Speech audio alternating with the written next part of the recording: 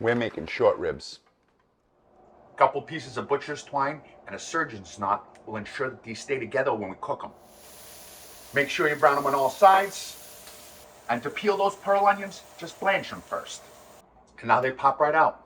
A little garlic, it imparts flavor in the meat.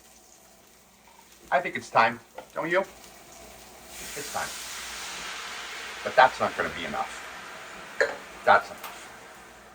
No, now that's enough. Tomato paste, rich stock, secret weapon, a teaspoon of tamarind paste, and a bouquet garni of rosemary, tarragon, and oregano. Cover tightly with foil and in the oven to braise for a couple hours and get tender. Now they're tender.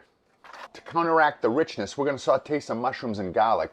Add those pearl onions and make a quick chimichurri with parsley, shallots, some of those herbs from the bouquet garni, white balsamic, and orange zest. That'll brighten it up. I'm serving mine with polenta and broccoli.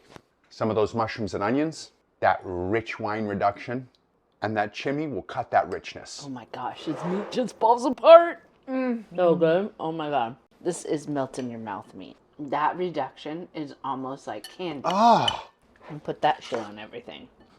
obviously.